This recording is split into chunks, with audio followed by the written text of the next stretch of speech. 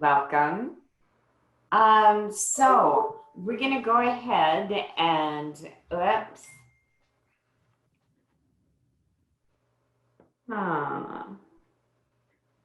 Let's see if we have some people who are having a problem getting in.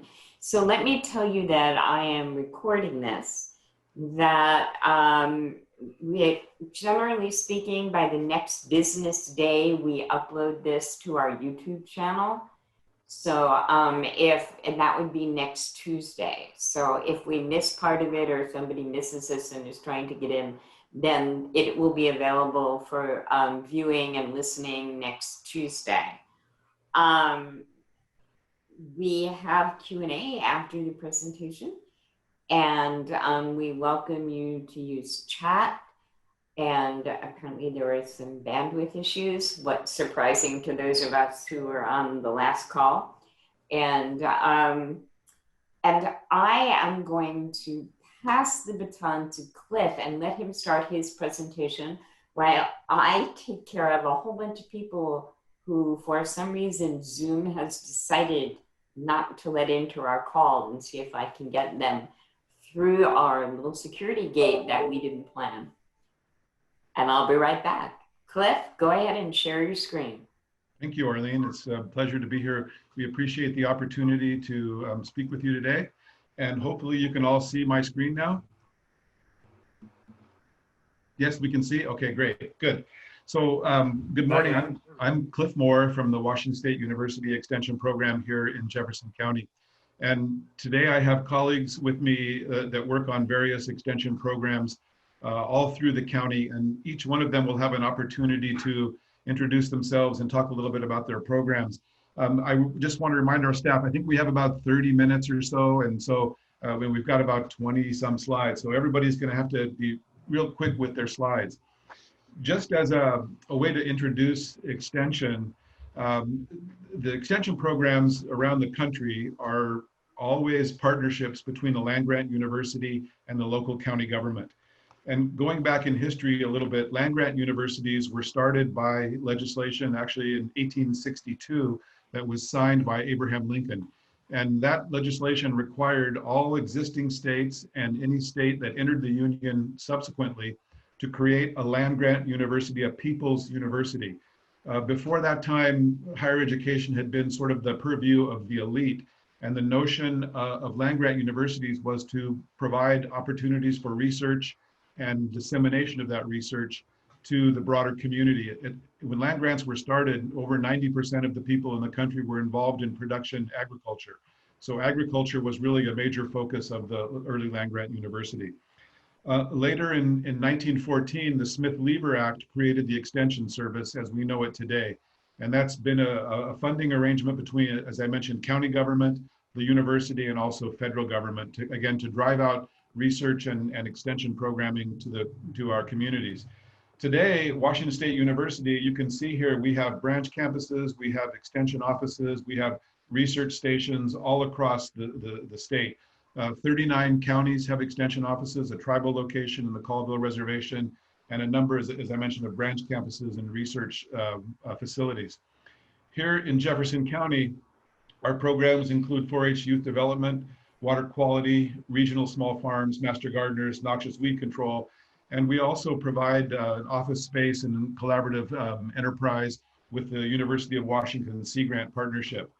And with that, I'm going to start turning it over to our staff members. First will be Samantha Smith, who is our 4-H coordinator. And folks, I'll drive your slides here with my control, so just tell me when you need me to go. But Sam, you're up, and if you want to talk about your next couple of slides. All right.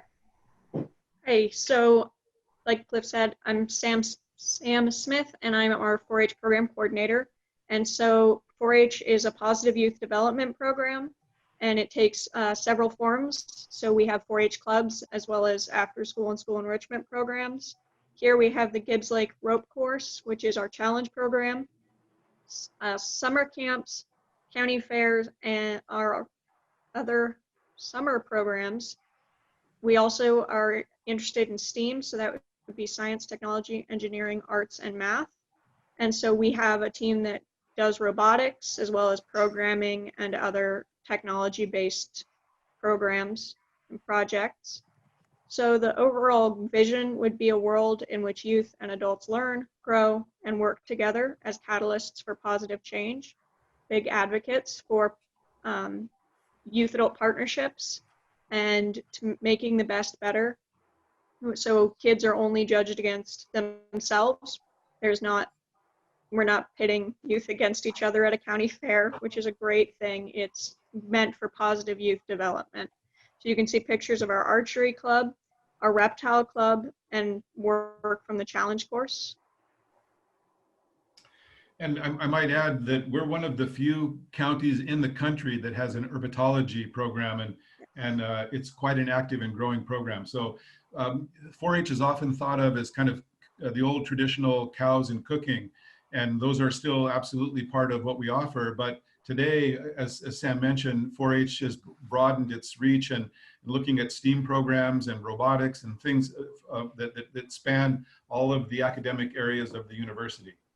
So sorry. No, go ahead. On that note, our programs, a lot of them kind of deviate from that agricultural aspect. So we have a lot of small animal programs, which make it a little more accessible for kids that don't live on farms. We have the STEAM programs, and then we have environmental groups and the herpetology. So it adds these other layers. It's not just kids who live on farms. It's all kinds of options, and our goal is to reach everyone. Thank you.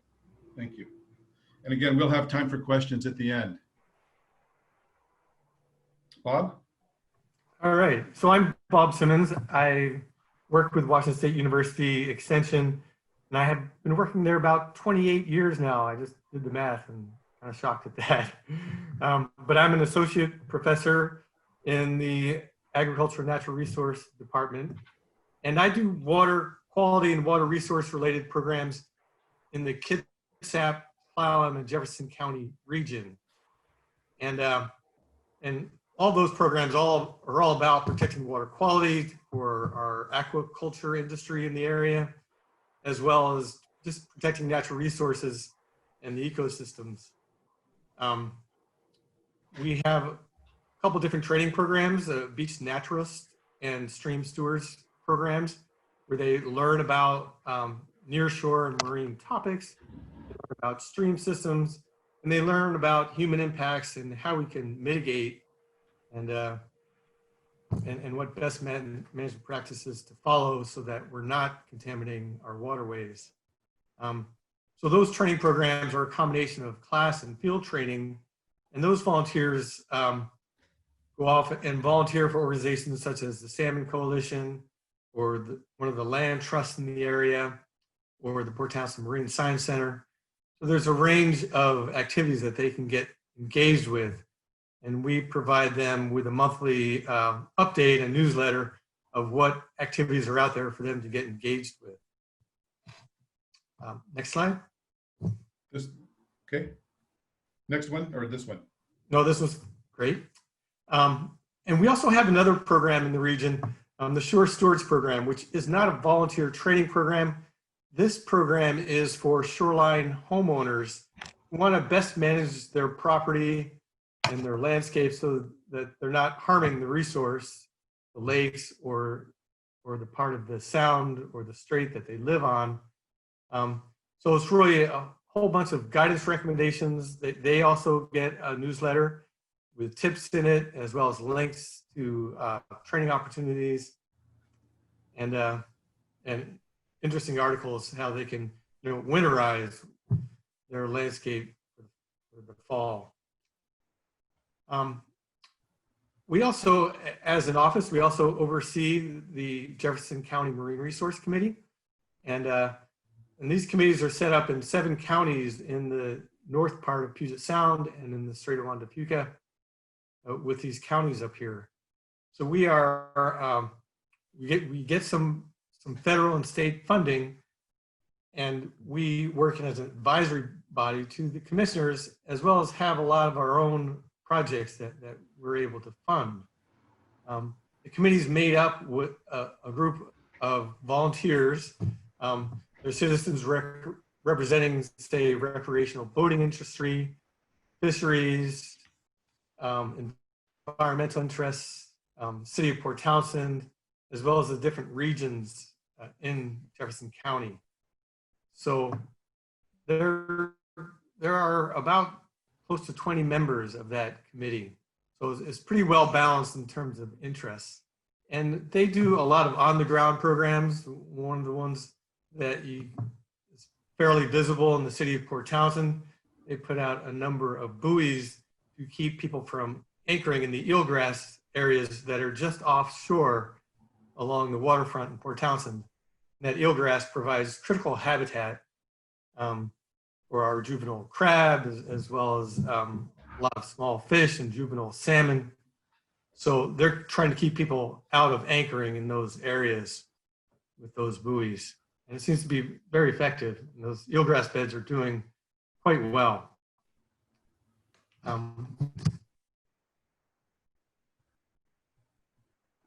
Oops, Bob, did you freeze? Bob, it looks like you froze. So I will, until Bob,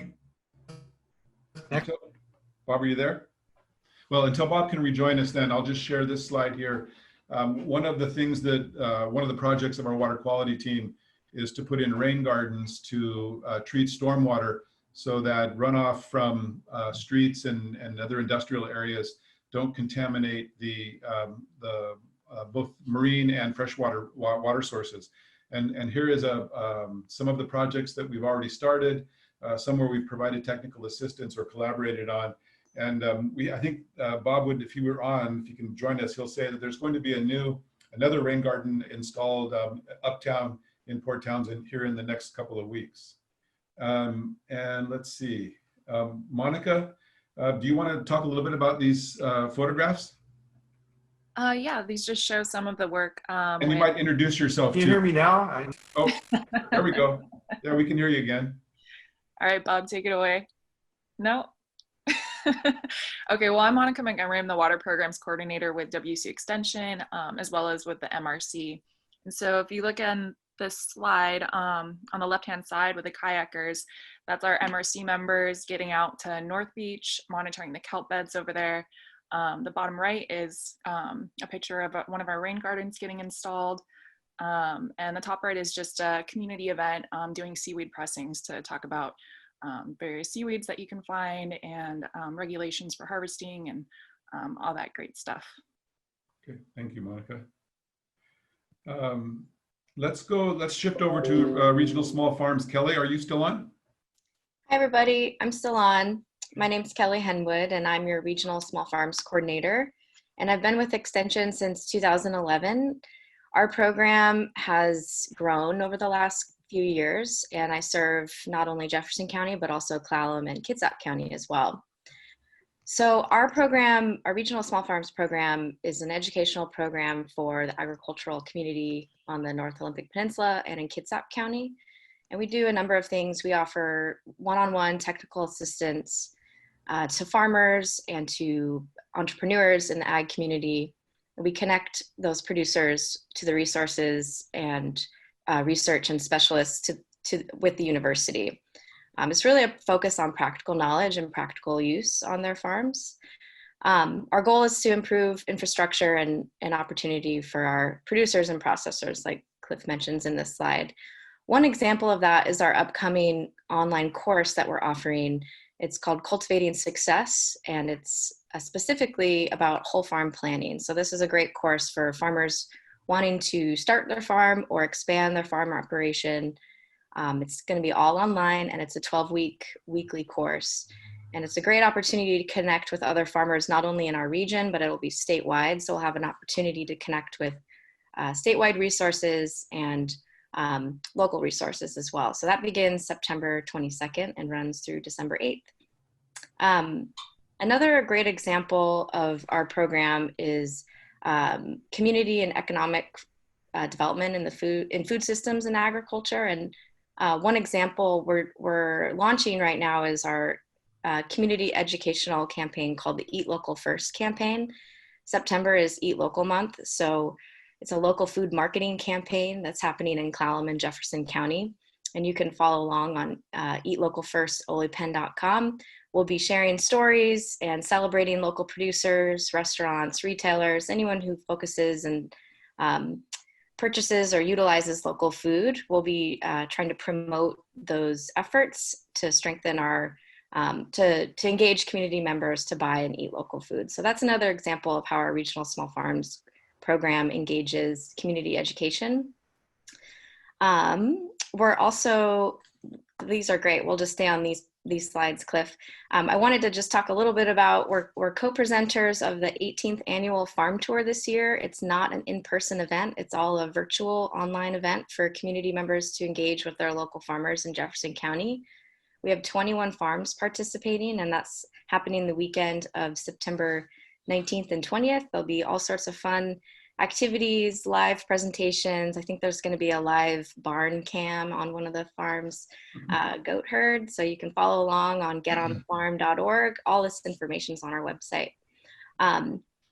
But some of these pictures I wanted to point out, these are great examples of our Regional Small Farms program in action. The photograph on the left, you'll see the pyramid. This is a on-farm workshop, which we won't be conducting any in-person workshops for the remainder of the year, but this was a soils workshop for farm interns as well as local farmers about understanding the soil food web and how to take soil samples and also get your hands dirty with some soil and learn about clay and silt and loam and all that fun stuff with soil. In the top picture, that's at our farm on Marrowstone Island called Twin Vista Ranch. That was a year that we were working with researchers on local quinoa research and production, and that was a field day. And then the bottom photograph is a great example of community-supported agriculture, just some lovely vegetable photographs of one of our local farms. One more example I'll give of our local program, we were really excited to be able to collaborate with a number of organizations on the Olympic Peninsula Farmers Fund in response to COVID this year. The North Olympic Land Trust, the North Olympic Development Council, WSU Extension, and who am I missing, Cliff? Is it Craft 3? Craft 3, yeah.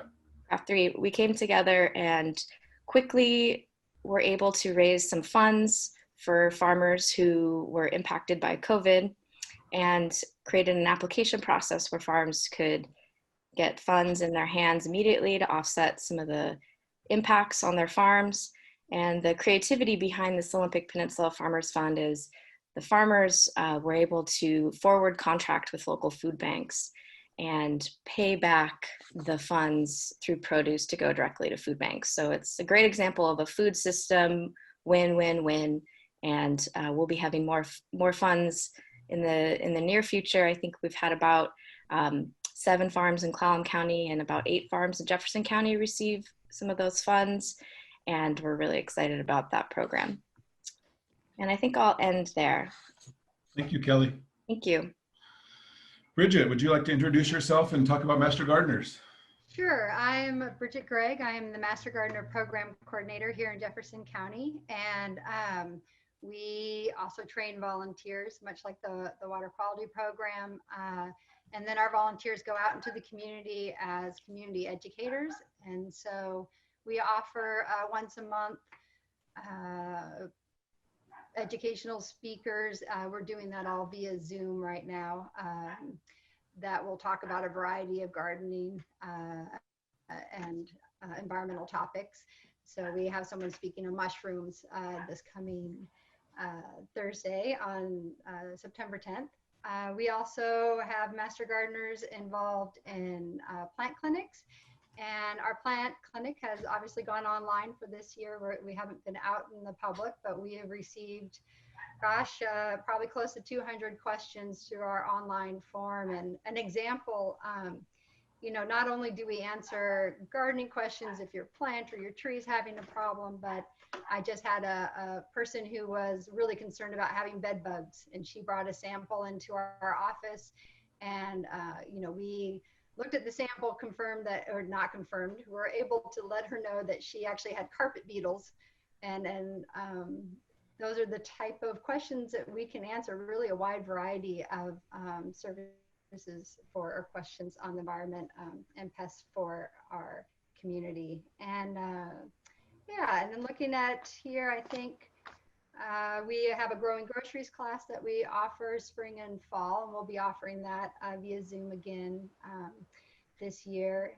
The Master Gardeners also run a seed library, and for those of you perhaps that are on this call, we'd like to thank everyone in the community who donated seed to our program. This is really an educational program to help teach people how to save seed and really work on food resiliency here in our community. And this program is partnered with the library, county library, and goes to all of our different corners of Jefferson County, out to Coyle and Brennan, Quilcene, in order to provide seeds for folks to check out. And then for the community then to raise plants through to the seed saving process, or the seed save back to our volunteers, where we process them and then make them available to the community again in the spring. And so that dovetails really nicely with our partnerships with the Food Bank Farm and Gardens, as well as our partnerships with Growing Groceries and other folks that are in need of seed for various reasons. And I think I'll just stop there because I can see we're running really low on time. And there's just a couple of photographs of a plant clinic and one at a demonstration garden that the Master Gardeners are involved with. Thank you, Bridget. Joost, are you there? Yep, I'm here. Okay. Okay, so you got my other slides too, Cliff? Yes. Okay. So my name is Joost Besijn. I am the coordinator of the Noxious Weed Control Board since 2015. Just a quick overview of the weed board. We operate under RCW 1710, which outlines the state noxious weed law to assist property owners with their noxious weed issues, and that includes private and public landowners. Our three main goals are to provide outreach information, survey for noxious weeds, and to do enforcement on the weed laws when necessary. Next slide, please. So just a bit of an overview for 2020.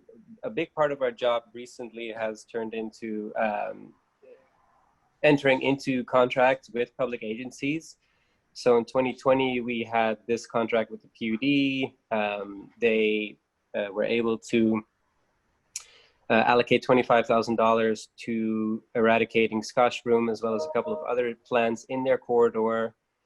So the corridor is the picture on the left. It's about 10 miles from the Port Townsend Mill down to Discovery Bay.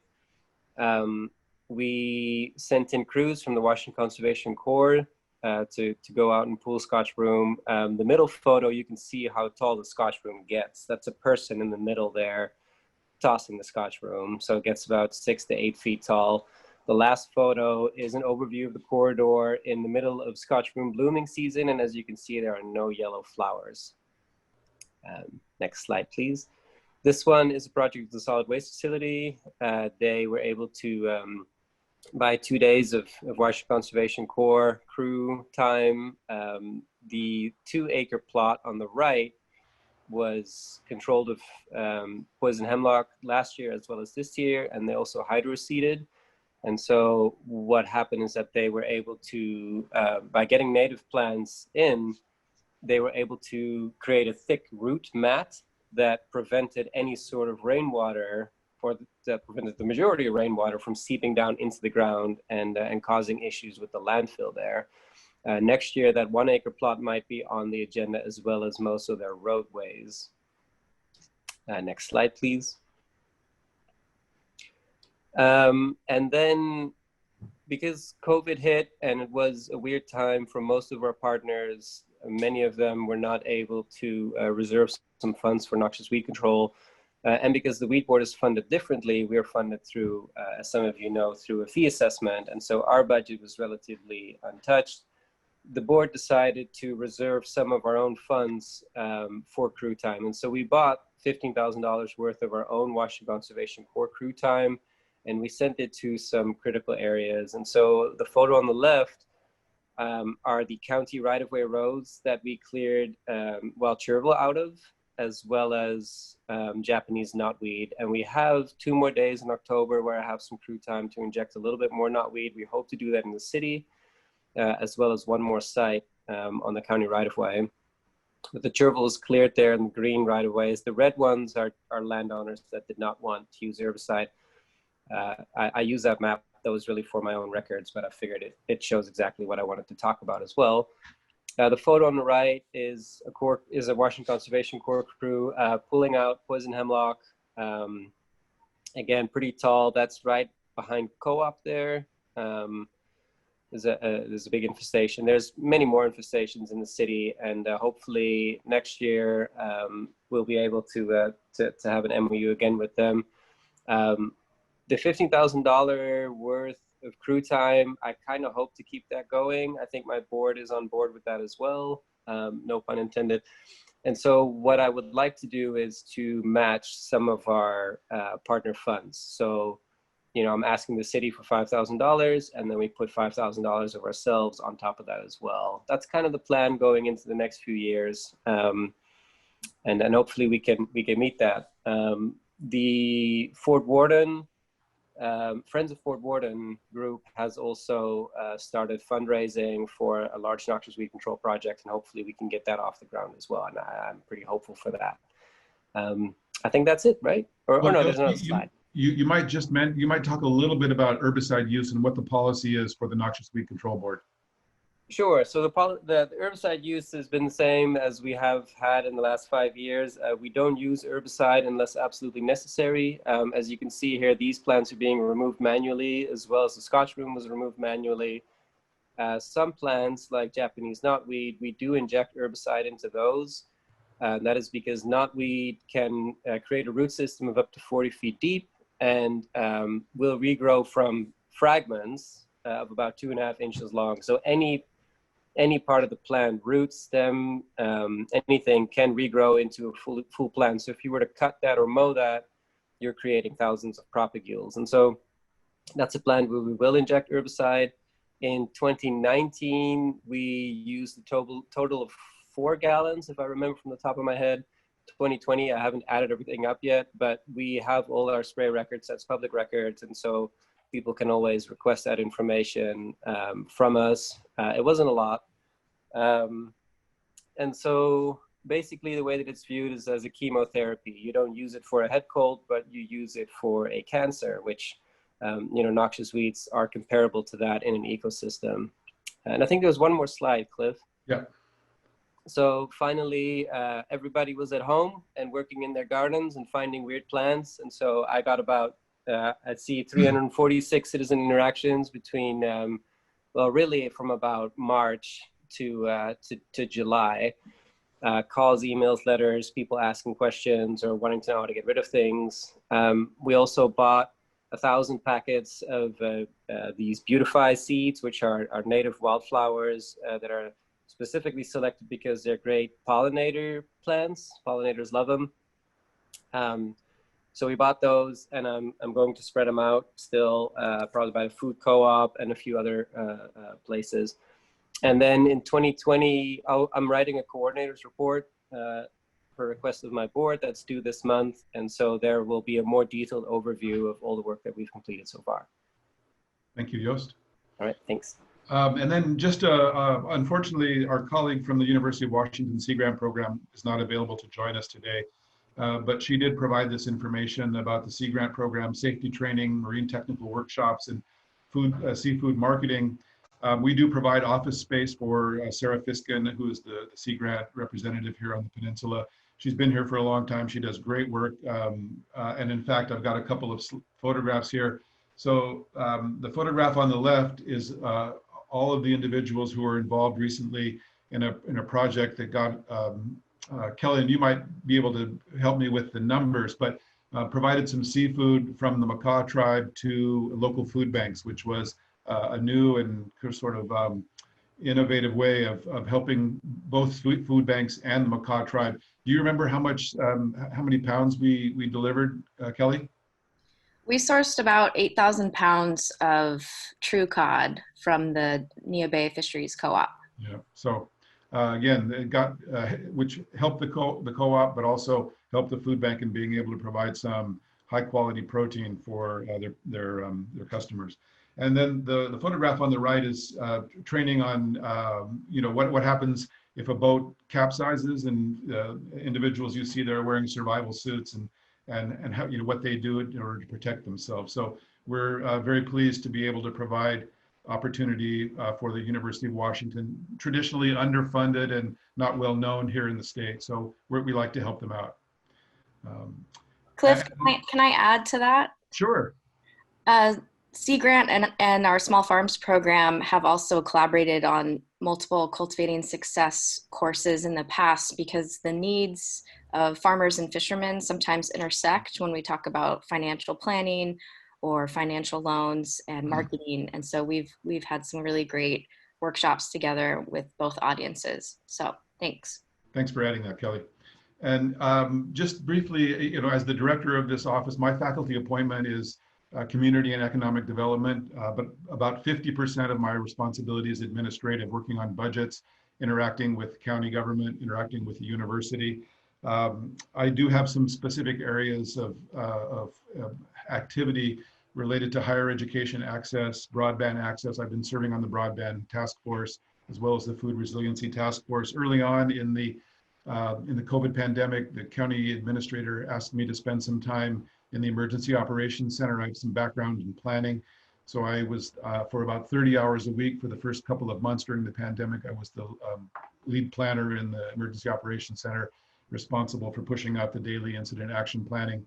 Most recently, I've just completed a 5-week study circle training on anti-racism, facilitated with 2 of my WSU colleagues from around the state. We had 18 participants participate, 5 90-minute sessions over a 5-week period with some homework. And I'm in conversation both with the boat building school and the land trust about doing those anti-racism training opportunities again here in the community. So that's, this has just completed my 20th year with Washington State University, although there was 19 years and then a 10-year break where I worked for city and county governments, and I've just been back with the university for a year. So Arlene, I think that gives us some time for questions, and I'll stop sharing my screen here.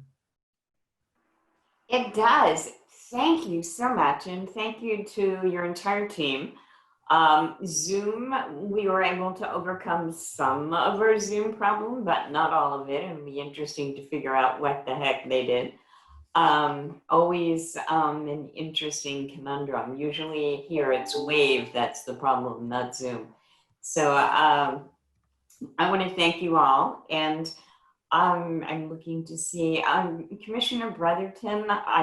You may want to follow up. I am so seriously impressed. So often we hear that our local colleges and universities just aren't really very active in their community. And this presentation shows everyone just how important WSU Extension is to this community and how much of this community you touch.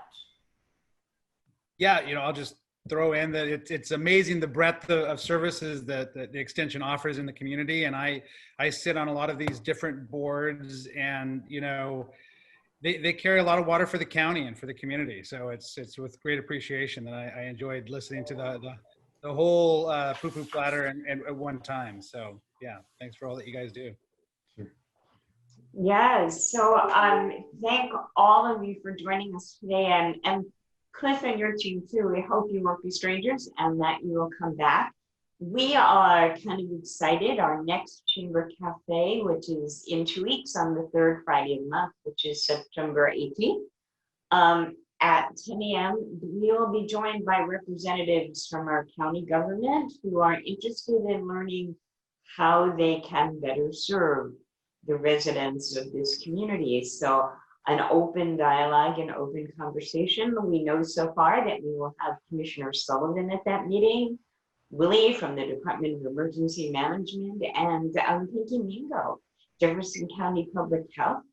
And of course, Commissioner Brotherton joins us for almost every Zoom meeting humanly possible, and we're not quite sure how he's managing to clone himself here. The cafe on October 2nd will be the city of Port Townsend. City manager John Morrow and members of his team will be here to also have that same community dialogue. And it's part of that conversation. We know we're all going to get through this year one way or another. That's our goal. But as we set up for next year, as we look at what does that look like and how is that going to work, it's a good conversation for all of us to be having with our city and county government. Yes, Cliff? I'm just checking is it okay for our staff to leave now? I mean, they've got to move on to other things. Absolutely. Yeah. And I want to thank all of you for not only joining us today, for all that you do for the community, and please don't be strangers at the chamber. Okay, thank you very much. WSU team, great job. Thank you very much. Really nice, really great. Right. Yeah, thanks for the opportunity, and sorry my bandwidth cut out on me. Got it, Bob, thanks. I had one more tiny little brief reminder, and that is that the Jefferson County Community Leadership Awards, long postponed due to this little COVID challenge, will be taking place on October 3rd. And tickets are available on the chamber website, and we hope you will join us in virtually honoring all of those heavily engaged citizens in the community who work so hard for Jefferson County and deserve that recognition. And we're going to try to make it a fun day. And we've never taken this live event virtual before, so it should be interesting. So we hope you will join us. And it looks like the town is getting really, really busy. If the parade of RVs passing our office is any indication, we're full. And so please have a safe weekend. Stay home, stay quiet, except for you, Diana. And stay healthy. And we'll see you soon. Thank you, guys. All right. Thanks again. Good Thanks, to see Thanks a lot. Good to see everyone. Yep, thanks so much. Bye.